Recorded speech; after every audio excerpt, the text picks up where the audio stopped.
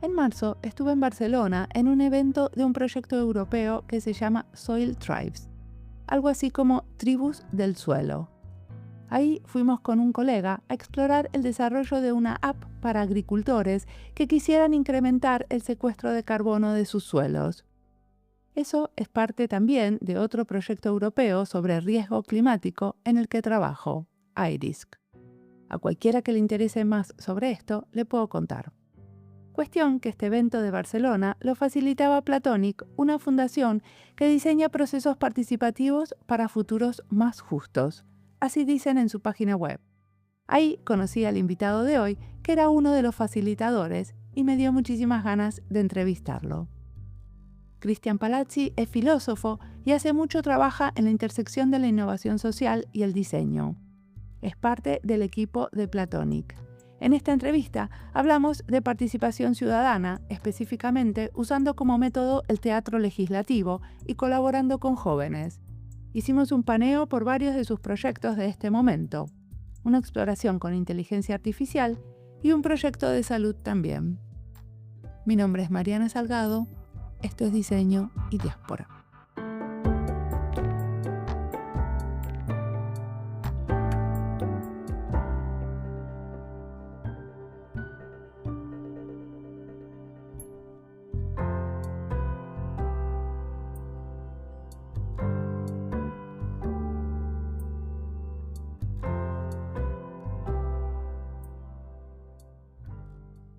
Mi nombre es Cristian Palazzi, soy filósofo de formación y hace muchos años que me dedico a los proyectos con impacto social.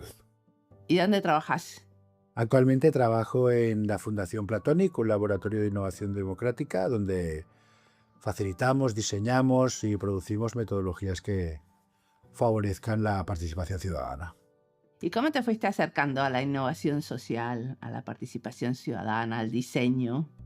Pues la verdad es que yo provengo de la filosofía pura. Yo nunca me hubiese imaginado acabar en algo, digamos, en una disciplina tan aplicada, ¿no? Diseñando pues, procesos reales.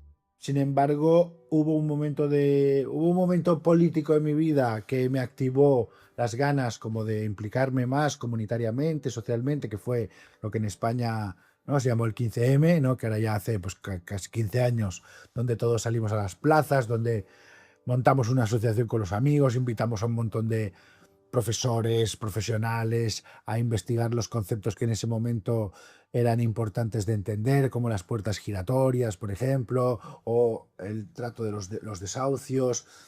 Y ahí, digamos que se fue naciendo unas ganas de implicación política que además coincidió en el tiempo que una persona muy, muy amiga mía fundó un medio de comunicación digital que se llamaba Playground, que tenía un impacto en España y Latinoamérica enorme, tenía una audiencia gigantesca, y que llegó un momento que él se planteó la necesidad de ir más allá de la información, ¿no? Hasta el momento pues era un magazine, si quieres, de tendencias actuales, y se planteó ¿qué puedo hacer con una audiencia tan grande?, ¿no? Entonces me llamó un día y me preguntó si me apetecía embarcarme en esa reflexión. Y bueno, lo que empezó como una reflexión acabó siendo, pues abrimos un departamento de impacto social dentro del medio, que al tener, ¿no?, un altavoz tan poderoso, pues a partir de ahí hicimos un montón de proyectos que tuvieron mucho impacto, porque tenías tanta audiencia que tú le pedías algo a la audiencia y la audiencia lo hacía. Entonces así llenamos un montón de crowdfundings, casi que hicimos movilizaciones en la calle, hicimos una campaña con los manteros de la ciudad de Barcelona donde desarrollamos su propia marca de ropa. Me fui por todo el mundo con todas las ONGs a investigar, a entender de primera mano los conflictos que en ese momento estaban, digamos, más candentes. Y ese fue, bueno, y a partir de ahí ya no me he podido sacar el gusanillo y dejé el trabajo después de la pandemia. Dejé ese trabajo después de la pandemia y al cabo de un año me llamó el director estratégico de Platonic, Olivier, para que trabajara con él. Perfecto, y ahora sí quiero que me cuentes qué están haciendo en Platonic, porque están haciendo un proyecto con jóvenes que estoy siguiendo en las redes y me encanta. A ver, Platonic ahora mismo lleva 2 años y medio desarrollando una escuela de creatividad y democracia orientada a jóvenes, donde la última finalidad es, de alguna manera, empoderar, capacitar personas jóvenes que no hayan mostrado mucho interés en las metodologías o la propia participación democrática, empoderarlos a través de las artes creativas y los lenguajes experimentales a que puedan diseñar sus propios procesos de participación en sus barrios, con sus comunidades, para de alguna manera, ¿no? El sentido último de todo esto es recuperar afectivamente la democracia, ¿no? No tratarla como un caso de estudio o como algo a lo que se nos tiene que obligar, sino tratar de hacer que ellos reconecten, ellos y ellas reconecten emocionalmente con los postulados básicos de la participación, que en definitiva quiere decir, pues, la implicación en los asuntos que conciernen a tu propia vida. Ahora vamos despacito, ¿no? Porque me encantó esto de trabajar con los jóvenes que no les interesa la participación y que no hayan demostrado interés. ¿Cómo hacen para reclutar a ellos y ellas? Bueno, a ver, primero, lo primero que habría que decir es que las encuestas oficiales aquí en España, muchas de ellas te hablan de que el joven tiene muchas ganas de participar políticamente, pero no se cree en absoluto la política institucional. Hay una distancia enorme entre los mecanismos clásicos de participación, como el voto, por ejemplo, o el asociacionismo, o las juventudes de los partidos políticos, y la verdadera voluntad de participación política de la juventud. En ese sentido, muchos, ¿no?, de los jóvenes en España no encuentran cauces donde canalizar sus inquietudes, ¿no? A partir de aquí, nosotros lo que hacemos es trabajar con jóvenes, en su mayoría en riesgo de exclusión. ¿Pero a qué me refiero en riesgo de exclusión? Que no, digamos, no trabajamos con jóvenes universitarios formados en ciencias políticas, como podría ser lo más fácil o lo más habitual en estos casos, sino que nos vamos a aquellos colectivos que creemos que necesitan herramientas para decidir sobre aquellos impactos, ¿no? Cómo gestionar aquellos impactos que la propia política pública tiene sobre sus vidas. Hablo de jóvenes migrantes, hablo de jóvenes afectados por temas de salud mental, para que precisamente, pues, puedan entender cómo se llega a una recomendación política, de qué manera y cómo pueden ellos mismos activar ese proceso, ese mecanismo. Ok, entonces ustedes van o sea, se comunican con una ONG, por ejemplo, que trabaja con jóvenes afectados con temas de salud mental. Y después, ¿cómo sigue el cuento? Sí, exacto. Nosotros trabajamos ONGs, asociaciones de barrio, y a partir de ahí, bueno, sencillamente lo que hacemos es introducimos, digamos, dentro de alguno de nuestros procesos formativos, a través de los cuales pues aprenden todas estas metodologías que tienen que ver con tanto la teoría de la participación democrática como los experimentos reales, ¿no?, a través de los cuales llegan ellos mismos pues a formular sus propias recomendaciones. Dentro de estos métodos que les enseñan o que usan y qué sé yo, hay como un teatro parlamentario, ¿cierto? ¿Me contás qué es esto del teatro parlamentario? ¿Cómo le dicen ustedes? Sí, teatro legislativo, sí. Eso, perdón. Sí, el teatro legislativo. ¿Qué es? Sí, mira, en los años 70 hay un autor brasileño, un pedagogo brasileño que llega a la conclusión que a través del teatro puede tener una incidencia real, o dicho de otra manera, los lenguajes habituales de la política no tienen una incidencia real en aquellos que están encargados de tomar decisiones políticamente. Así que piensa si es que hubiera alguna manera que desde las artes, y en su caso desde las artes escénicas, se pudieran activar algunos resortes más emocionales, más sensibles, más, sí, más emotivos, si quieres también, para que los representantes políticos tomen conciencia de cuáles son los problemas y se responsabilicen de ellos, y se hagan cargo de plantear nuevas decisiones. O sea, ¿vos estás hablando de teatro del oprimido de Augusto Boal? Efectivamente, esto nace como el Teatro del Oprimido de Augusto Boal, y poco a poco él mismo va derivando su propia metodología hacia una cosa que le llama el teatro legislativo, en el cual aparecen varios actores importantes dentro de la escena, como son los que representan las propias escenas, los espectadores, que él le llama los espectactores, ¿no? Que también tienen un papel importante en la definición de las propias escenas. Luego tienes a los representantes públicos, que conforman un poco como en la antigua Grecia ese coro, ¿no? Que siempre está en relación con lo que está pasando en la escena. Pues de alguna manera ese es el coro donde la escena que se está representando retumba y se convierte, ¿no? Se tecnifica en maneras de hacer políticas reales, ¿no? Que finalmente se comparte entre toda la audiencia y se llega a una serie de compromisos, pues esto, con las administraciones implicadas en esa cuestión y en ese espacio. A ver, espera, necesito un poquito más de carne porque no estoy entendiendo del todo cómo es. O sea, ustedes se acercan a las ONGs, ¿no? Con un montón de teoría de la participación democrática y con estos métodos nuevos. Y empiezan a hacer teatro con los jóvenes. ¿Hasta ahí voy bien? Y después invitan a las autoridades locales, municipales o nacionales a ver ese teatro. O sea, ¿me está faltando algo? ¿Lo estoy simplificando demasiado? No, bueno, básicamente, sí, es decir, nosotros vamos a esas asociaciones, a esas ONGs que trabajan con jóvenes, a través de una serie de metodologías identificamos cuáles son las opresiones que les preocupan, esto antes que nada. A partir de la identificación de estos problemas, de estas vivencias, desarrollamos una serie de guiones que luego se van a escenificar teatralmente. Entonces nos vamos al teatro, invitamos al público implicado, a sus vecinos, a gente afectada por las mismas cuestiones, a personas que corren por la calle, digamos, que no tienen ninguna relación, ¿no? Para que puedan interactuar con esas escenas. Y además, como dices tú, invitamos a las administraciones públicas, que hacen a la vez de contraparte de la escena. Mientras se representa una problemática real, digamos, ese coro de representantes públicos, lo que hacen es asumir esa problemática en forma de propuestas políticas. Al final, sí, entre todos llegan a un acuerdo. ¿Y quiénes son los actores y actrices? ¿Son los mismos jóvenes? Efectivamente, son ellos mismos que han identificado las opresiones y que escenifican sus problemáticas. Exacto. ¿Cómo es el diálogo con los que vienen a mirar y los actores? En cualquier momento el que viene a mirar puede decir, no, mejor hagámoslo de otra manera. O sea, ¿cómo hay alguien que está facilitando todo eso para que realmente tenga una incidencia en la política pública? ¿Cómo sucede eso? Efectivamente, es como una coreografía, ¿no?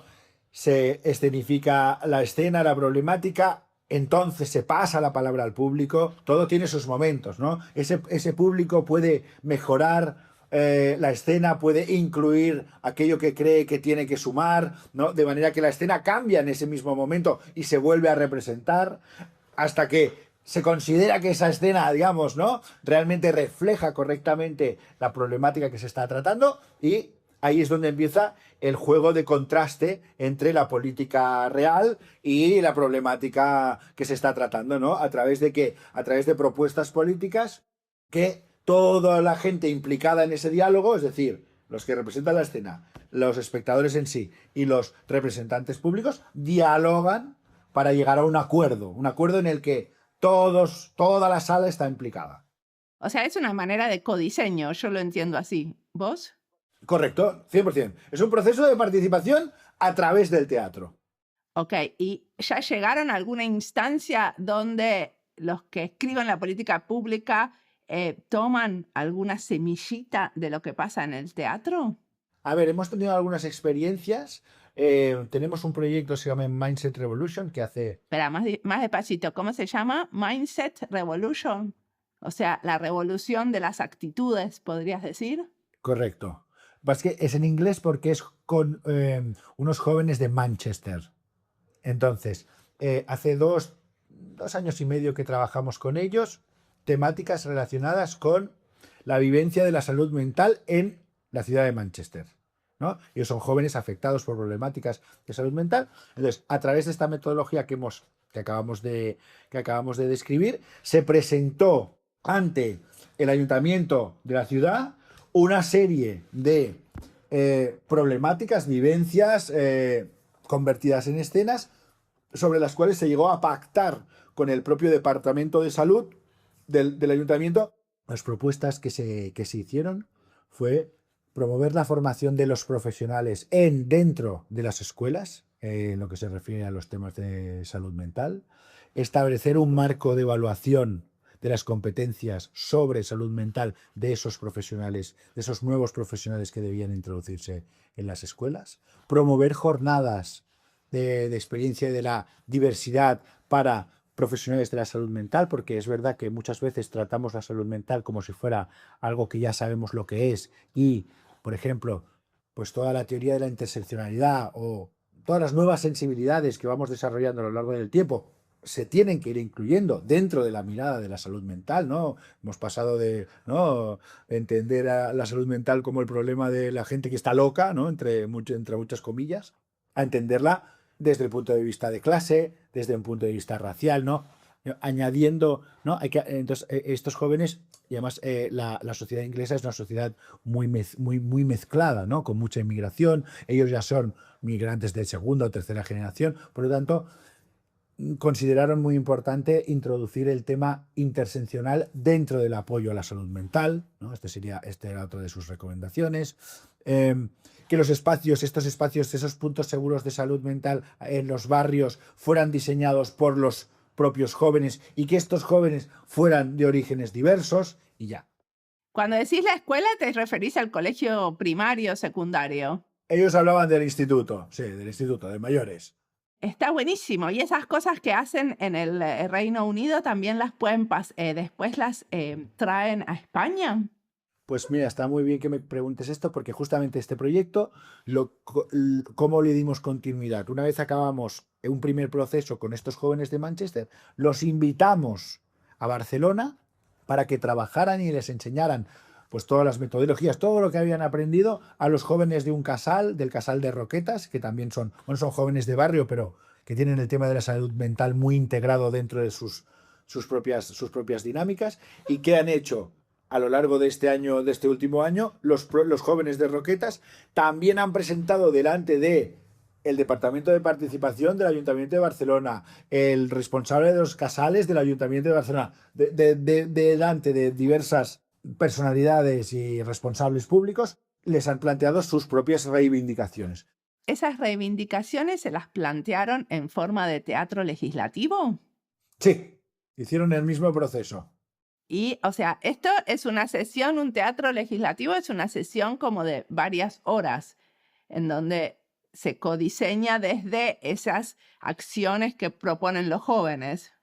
Exactamente. Alguna vez, a ver, para hacerlo bien todo el proceso de identificación de las problemáticas, de guionización, los ensayos, para hacerlo bien necesitas varias semanas, pero nosotros hacemos talleres, normalmente talleres express, por decirlo así, que son un par de días de trabajo todo el día.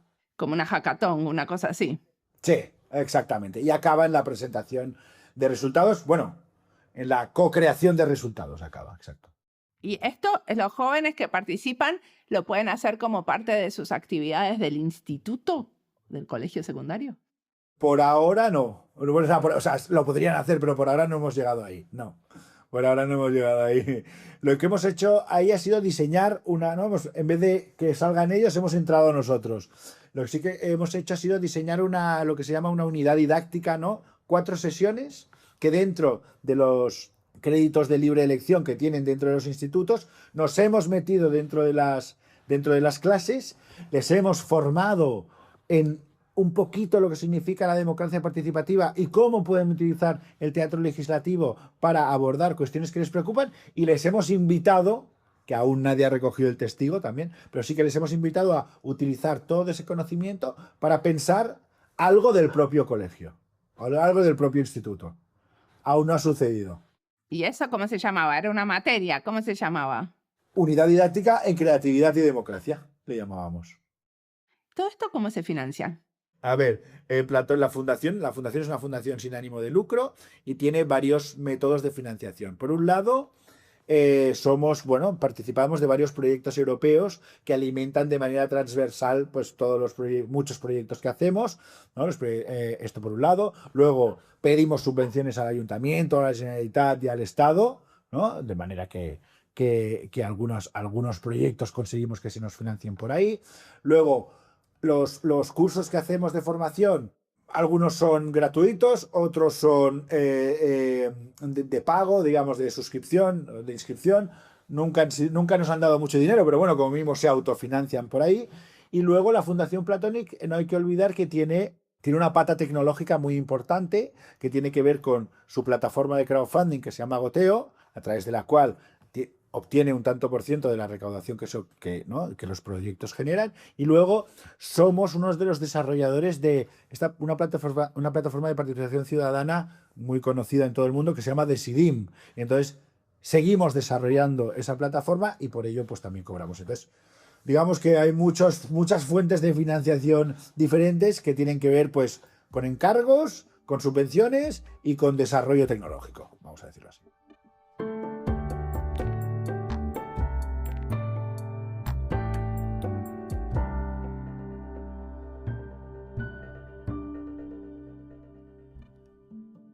Esta entrevista es parte de las listas España y Diseño, Innovación Social, Filosofía y Diseño, Diseño Sostenible, Investigación en Diseño, Democracia y Diseño, Salud y Diseño, Niñez y Diseño e Inteligencia Artificial.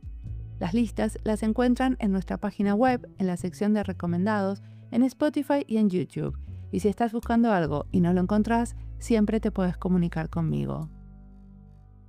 Sobre el proyecto con los manteros también hablamos antes en este podcast. Lara Costafreda lo cuenta con detalle en el episodio 146 sobre diseño activista en colaboración con movimientos de base. En relación a la metodología de teatro legislativo o en relación a hacer teatro y usar el drama en procesos de diseño, hablamos con muchas entrevistades antes. Por ejemplo, Frederick Van Amstel, que nos contó cómo usan el teatro del oprimido en Brasil. También en el episodio 461, con Rodrigo Frese Gonzato, hablamos del tema. Y con Charlotte Schoeffler, en el 615, charlamos del teatro como metodología de participación. Y si quieren profundizar y entender otros proyectos de la Fundación Platonic, pueden escuchar a un colega de Cristian. Es el episodio 297, cuando entrevisté a Olivier Schulbaum. En esta entrevista nos cuenta del potencial en lo visual, lo narrativo y lo no lineal para apoyar a la ciudadanía a tener conversaciones más horizontales. Cuando me interesa mucho el trabajo de un grupo, hago esto de entrevistar a varios y seguir lo que hacen, pero escuchando diferentes voces. Ahora sigamos escuchando a Cristian, que tiene muchísimo más para contarnos.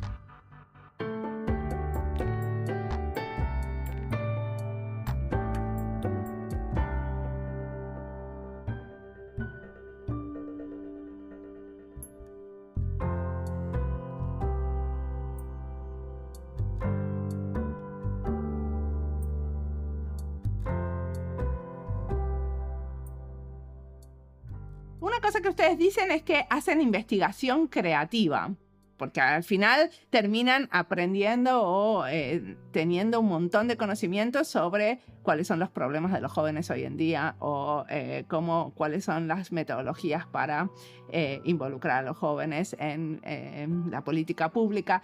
Todo esto es investigación creativa, lo entiendo, pero también lo documentan como investigación académica. A ver, todos los proyectos tienen una parte de recogida de datos que, aunque no sean datos cuantitativos, sí que recogemos datos de la creación de fanzines, de las propuestas de podcast y las conversaciones que se dan, de las escenas de teatro que acaban surgiendo de los procesos, bueno, de las diferentes expresiones, ¿no?, que conseguimos generar en esa comunidad de jóvenes con la que trabajamos. A partir de ahí, sí, elaboramos desde manuales de participación, toolkits, ¿no? Eso también se convierte, ¿no?, en materia gris para elaborar manuales, y luego algunos papers académicos vinculados a determinados proyectos. Por ejemplo, sobre este que te contaba de la revolución del Mindset Revolution, ¿no?, con los jóvenes afectados por temas de salud mental, ya hemos publicado 2 papers, sí, en revistas internacionales, acerca de, bueno, documentando cómo ha ido el proceso, cuáles han sido sus resultados y cuáles son las metodologías que se han utilizado. ¿Y en qué disciplina son esos artículos académicos? Ciencia política y sí, ciencia política. O sea, tienen investigadores en ciencia política como parte del staff de Platonic. Correcto. ¿Y quiénes forman el grupo de Platonic? Eso no te lo pregunté hoy en día, porque sí se lo pregunté a Oliver hace unos años, supongo. Actualmente tenemos una investigadora que se dedica específicamente a cuestiones de investigación, como ahora decíamos. Ella es especialista en inteligencia artificial y cuestiones interseccionales, pero ayuda en todas las investigaciones que se llevan a cabo desde la casa. Luego tenemos una dirección estratégica, que es la que representa Olivier, un responsable de movilización ciudadana e incidencia, que soy yo mismo. Luego tenemos el equipo que se ocupa de asesorar, acompañar y promover, ¿no? Y buscar y captar proyectos para esa plataforma de crowdfunding. Luego tenemos el equipo de desarrolladores tecnológicos y por último, pues una abogada para que todo esté ordenado y en regla, y luego pues una gerente, ¿no? Una directora financiera que al final que es la presidenta de la fundación, de hecho, que es la que, bueno, la que ve. Pero en total, ¿cuántos son? ¿25 personas o 50? No, 12 o 13. Ah, 12, ok. 12. Ya, Te he había dicho casi terminado de todos. contar. Ok. No, pero te he dicho casi todos. Perfecto. Muy bien. ¿Y qué cosas a vos te inspiran para hacer ese trabajo? ¿Qué lees, miras, escuchas? Siempre pregunto qué me recomiendan. A ver, a mí lo que me inspira, a mí lo que me gusta de trabajar en Platonic es que, digamos, la mirada, o sea, yo provengo de un background muy académico, ¿no? Yo he trabajado toda mi vida en la universidad. Antes de empezar el periplo este del impacto social y los proyectos de impacto social, yo siempre he estado en la universidad, he publicado, pues, en muchas revistas académicas, tengo, digamos, una vida académica como muy estricta, digámoslo así, ¿no? Pero lo que me gusta lo que me gusta de Platonic es que combina lo académico, ¿no? Sí, lo académico y metodológico con la creatividad más absoluta. De manera que yo ahora mismo, pues no sé, estamos creando nuestra propia inteligencia artificial, para lo cual yo soy el responsable de alimentar, digamos, el corpus que tiene que, ¿no? Que tiene que nutrir esa inteligencia artificial, y a partir de ahí, pues claro, pues estoy al día de toda la literatura interseccional, de todos los feminismos, de los feminismos negros. Bueno, ¿qué nos recomendás en este momento? ¿Qué es lo que más concreto, querido? ¿Un libro o una música o un juego o algo muy específico? Vale, pues mira, lo último, lo que último me ha llamado la atención, pero último, es un libro de Mackenzie Wark que se llama Sensoria, donde ella hace un mapeo, ella misma hace un mapeo de deben ser como 15, 16 autores y autoras que actualmente explican el presente. Hablamos todo el tiempo de este proyecto del teatro legislativo y ahora me contás que tenés otro proyecto muy interesante sobre crear una inteligencia artificial. Siempre al final pregunto sobre el futuro, así que supongo que vamos a hablar de esto, ¿no? Que es tu próximo pasito. Bueno, a ver, sí, dentro de uno de los proyectos europeos en los que participamos, que se llama Inspire, que justamente habla de los condicionantes interseccionales de la participación, justamente antes como decíamos, bueno, uno de los deliveries uno de los entregables que nos hemos inventado ha sido crear un agente en inteligencia artificial que facilite la participación, de manera que tú no tengas que irte a los 400 manuales diferentes que hay por ahí y disgregados, sino que los hemos cargado todos en un mismo agente de inteligencia artificial y que te va a permitir preguntarle sobre las bases del debate que quieres tener, sobre la facilitación de las metodologías que quieres hacer y, por último, sobre el impacto que quieres conseguir y cómo conseguirlo. Entonces, eso lo que hemos hecho ha sido, pues esto, buscar las fuentes que nosotros utilizamos para trabajar y meterlas en ese motor y decirle al motor que no salga de ahí. Es decir, que no sea una inteligencia artificial que se alimente de los sesgos que produce Internet, sino que beba de nuestros sesgos. Luego, si eso está bien o está mal, pero claro, no existe nadie que no esté sesgado, ¿no? Entonces, en eso estamos investigando en mucho cuáles son los sesgos que tenemos nosotros y cómo los justificamos y cómo no, ¿no? Ahora estamos empezando a añadirle una capa, ¿no? Yo primero he hecho una primera inserción de, pues, un canon, ¿no? De 50 libros que les sirvan para pensar el fondo, ¿no? El background, la filosofía que queremos transmitir, y ahora estamos empezando a introducir una nueva capa de libros donde se problematizan esas cuestiones, ¿no? Entonces, bueno, se trata de ir añadiendo capas de inteligencia para hacerlo más, que las respuestas cada vez sean más consistentes. ¿Y van a agregarle podcast? Pues no lo sé, podría ser. Mira, por ahora solo son libros. Pero tenemos. No, pero es verdad, tienes razón, ¿eh? Y es verdad que estamos investigando porque le estamos preguntando. Es verdad, una de las últimas preguntas que le hicimos al que lo está programando es si podemos introducirle elementos de audio. Sí, es verdad. O vídeos, ¿por qué no? Bueno, sí, también están las transcripciones online de los podcasts, ¿no? Obviamente. Es una posibilidad.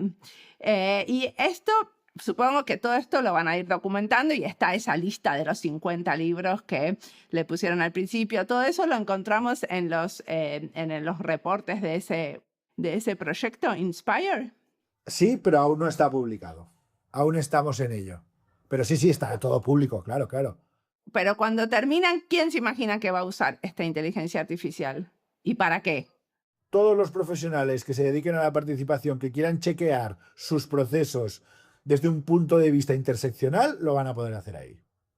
Luego quien lo use, pues es importante decir, y por decir también algo, por añadir un dato concreto, que es que quien nos inspiró este ejercicio es un ejercicio que ha hecho Afroféminas, creando un agente de inteligencia artificial basado en, no sé si son 10 o algo así, autores y autoras afrodescendientes, para justamente, ¿no?, chequear ese sesgo que muchas veces, ¿no?, blancocéntrico que tenemos, pues bueno, pues los que somos blancos, básicamente.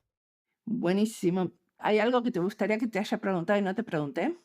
Nos invitaron recientemente, hace un mes. Estuvimos en el Congreso de los Diputados pidiendo un Consejo Ciudadano permanente a sus señorías en la Comisión de Calidad Democrática. Que nos hagan caso, tampoco lo creo, pero realmente el camino hasta llegar ahí y el discurso y las ideas que nos han generado, pues la verdad es que han sido muy estimulantes, la verdad, ha sido muy, muy, muy chulo. ¿Y qué sería este Consejo Ciudadano Permanente? Porque supongo que cuando lo tuvieron que presentar, lo presentaron con bastante carne, así que contame un poquito cómo funcionaría. Lo más fácil de explicar es el caso belga, ¿no? En el caso belga tienen un condado que ya funciona como tal y es un grupo de ciudadanos escogidos por sorteo que deciden digamos que tienen potestad para definir una agenda de debate ciudadana propia, que luego el Congreso como tal promueve, dota de fondos, de manera que ese grupo de ciudadanos pues se plantea 2-3 temas al año que acaban siendo diálogos ciudadanos para la ciudadanía en general y que pueden acabar, pues bueno, como cualquier asamblea ciudadana, pues en Francia están haciéndose, a través de ese camino están tratando de pensar el futuro de la ley de la eutanasia, o en Finlandia se llegó así a el matrimonio igualitario. Es muy interesante que poder establecer una agenda paralela que no esté sujeta 100%, como está siempre en todos los casos, a la agenda de los partidos, a los intereses ¿no?, electorales, etc., sino que sea una agenda ciudadana que se plantee reflexionar sobre las temáticas que a la ciudadanía le interesa. Nosotros, perdóname, no tenemos un Consejo Ciudadano Permanente en Finlandia. Nosotros lo que tenemos es la capacidad que cualquier ciudadano puede hacer una iniciativa de ley. La puede escribir y si juntas 50.000 firmas, que para Finlandia es un montonazo, porque es un país de 5 millones de habitantes, entonces si juntas mucha cantidad de firmas, se logra que esa propuesta se discuta en el Parlamento y se decida si se desarrolla o no. Pero no tenemos la idea de un Consejo Ciudadano Permanente elegido así de forma random. Sí, disculpa, eso solo sucede en ese cantón belga. Luego ya me he ido a decisiones importantes que se han tomado a través de la participación ciudadana, no a través de este consejo. Sí, 100%. Está buenísimo porque, bueno, la diferencia con un assembly, como lo están haciendo en otros lados, es que el tema se decide también, ¿no? Que muchas veces la municipalidad quiere saber sobre un tema concreto y entonces usa estos consejos ciudadanos, pero que arma expresamente para un tema definido. Acá lo que ustedes quieren hacer es algo que no tenga tema. Exacto, que tengas potestad para decidir el tema, exactamente. ¿Y todo esto vos dónde le ves el diseño? Hombre, en todos lados, ¿no? Al final se trata de conducir, facilitar, acompañar conversaciones colectivas que generen un cambio, y además un cambio real en o bien una política o bien en una necesidad que haga falta cubrir, ¿no? Por lo tanto, el diseño pasa por pensar cómo voy a plantear esa conversación, a cómo voy a pensar la implementación de las conclusiones a las que se lleguen. Yo diría que es todo el proceso, es un proceso de diseño. Muchas gracias por la entrevista.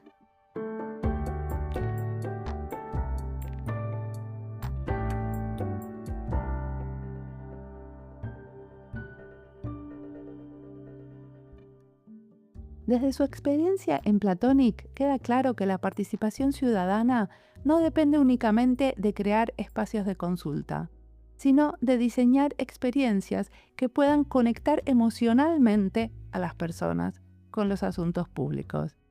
Me encantó conocer el proyecto del Teatro Legislativo, donde lo que están demostrando es que la creatividad, las artes y las metodologías colaborativas nos pueden abrir nuevas formas de intervención política. Y encima son nuevas formas para nuevos públicos porque lo hacen con jóvenes que suelen sentirse alejados de las instituciones tradicionales. Ahí el diseño es una práctica de mediación, una manera de facilitar conversaciones, construir confianza y crear propuestas colectivas. En Platonic se dedican a reflexionar críticamente sobre los sesgos, la interseccionalidad, los conocimientos que se incorporan a las nuevas tecnologías y las voces que quedan afuera. Es un tema repetitivo en este podcast también, por eso resonamos. Más que diseñar plataformas o servicios, el desafío justamente es diseñar condiciones, armar esos escenarios para que más personas puedan participar, ser escuchadas e influir en las decisiones que nos afectan. Acá el diseño es una disciplina política orientada al cuidado de lo común y aportar un cachito a esto de crear democracias más inclusivas. Como siempre, la música del podcast es de Antonio Zimmerman, el diseño de sonido es de Julián Pereira. Este podcast está publicado con licencia creativa común con atribuciones. Esto fue Diseño y Diáspora. Pueden seguirnos en nuestras redes sociales, en YouTube, Instagram, LinkedIn y Blue Sky, o visitar nuestra página web diseñoydiaspora.org. No olviden recomendarnos y recomendar nuestros libros. Nos escuchamos en la próxima.